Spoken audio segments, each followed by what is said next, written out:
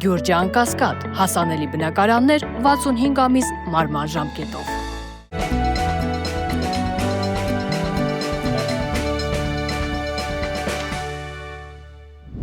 Բարև ձեզ։ Փաստինֆոյի եթերում շարունակում ենք հետևել միջազգային իրադրությանը։ Մերձավոր Արևելքում թվացյալ խաղաղությունը ցանկացած պահի կարող է փոխվել,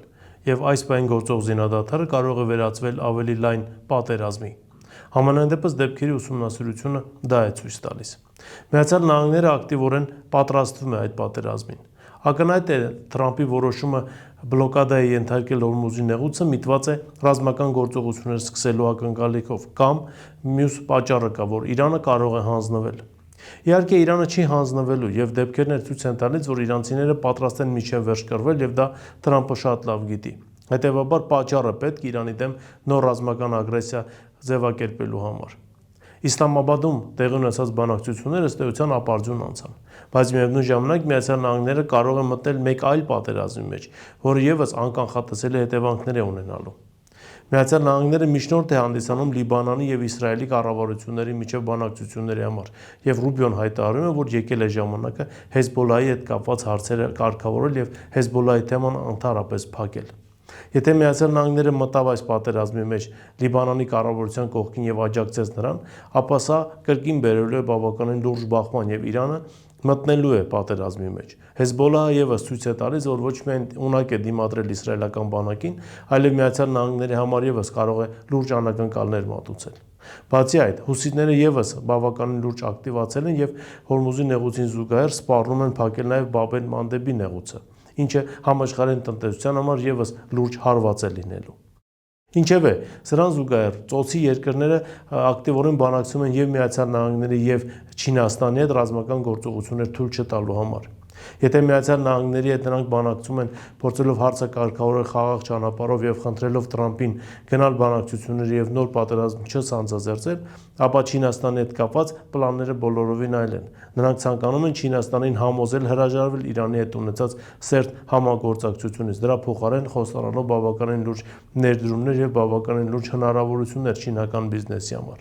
Ըստ իրանական լրատվամիջոցների չինական կողմը բավականին կտրուկ պատասխանել է Արաբական Միացյալ Էմիրությունների առաջարկին, նրան կոչ անելով չխառնվել, ինչպես իրենք են նշում, դրակոնի ներքին գործերին եւ իրենք չորոշեն, թե դրակոնը ում հետ ինչ բանակցություններ պետք է վարի եւ ում հետ ինչ հարաբերություններ պետք է ունենա։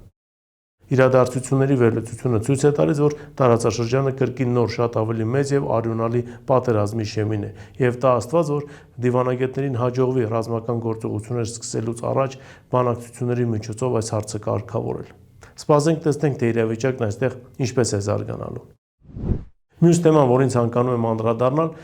Վաշինգտոն-Վատիկան հարաբերություններին է վերաբերվում։ Վերջին շրջանում Հռոմի Պապի նկատմամբ բավականին կոշտ քննադատությամբ է հանդես գալիս Դոնալդ Թրամփը, նշելով, որ Վատիկանը շատ վատ վերաբերմունք ունի ռազմական գործողությունների նկատմամբ Պարսից ծոցում եւ հայտարարել է, որ այս պատերազմը պետք է դադարեցվի եւ պատերազմը իրենցը չէ։ Իսկ Թրամփը ցանկանում էր, որպեսզի Հռոմի Պապը իր աջակցությունը հայտնի իրեն եւ օրհնի, ինչպես իրենք են նշում, այդ պատերազմը Իրանի դեմ։ Բացի այդ, Միացյալ Նահանգների Վենսը փոխնախագահ հայտարարությամբ են հանդես եկել, կոչ անելով Հռոմի Պապին բարոյական հարցերով զբաղվել։ Սա առաջին դեպքն է եւ Վաշինգտոնի եւ Վատիկանի միջև հարաբերությունները այս աստիճան սրվում են։ Սա Թրամփի եւ նրա վարչակարգի համար շատ վատ հետևանքներ կարող է ունենալ, քանի որ Միացյալ Նահանգներում բնակվող կաթոլիկ մեծամասնությունը ուղղակի բացական վերաբերմունք կարող է դրսևորել նրանց նկատմամբ, սկիզբ դնելով Թրամփի կառավարման ավարտին։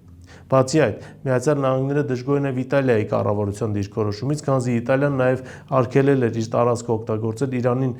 հարվածներ հասցնելու համար, սա Թրամփին դուր չէր եկել։ Ինչևէ, իրադարձությունների վերլուծությունը ցույց է տալիս, որ եվրոպական հատվածում եւս Թրամփը լուրջ խնդիրներ ունի։ Մերձավոր Արևելք, Եվրոպա, հետխորհրդային տարածք, ակնհայտ է, որ Թրամփի վարած քաղաքականությունը ամեն օր նոր դժգոհություններ է առաջացնում։ Հարավ-Արևելյան Ասիայում եւս Թրամփը բավականին լուրջ խնդիրներ ունի, քանզի ոչ Հարավային Կորեան, ոչ էլ Ճապոնիան եւ նաեւ Ավստրալիան չեն ցանկացել միանալ Հորմուզի նեղուցը ապաշրջափակելու իր ծրագրին։ Եվրոպական միությունն էլ հայտարարում է, թե իրենք Հորմուզի նեղուցը կապաշրջափակեն, բայց առանձին իրենց ծրագրով, այլ ոչ Միացյալ Նահանգների հետ միասին։ Ինչևէ, սպասենք տեսնենք, թե այստեղ եւս իրադարձությունները ինչպես են զարգանալու։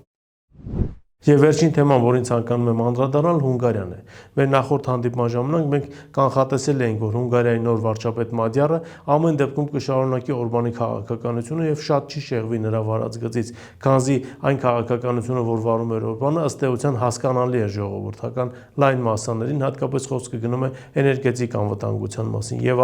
Մադյարը հայտարարում է, որ ինքը մտադիր չէ վետո չկիրառել Եվրոպական միության կողմից 90 միլիարդ եվրո օրինագծին, որ նախատեսում է հատկացնել Ուկրաինային։ Մադյարը դեմ է դրան։ Բացի այդ, Մադյարը դեմ է զենք մատակարարել Ուկրաինային, ինչպես նաև պնդում է, որ բարեկամություն նավթամուղով նավթի ստացումը պետք է շարունակվի, քանզի դա պետք է Հունգարիայի տնտեսությանը։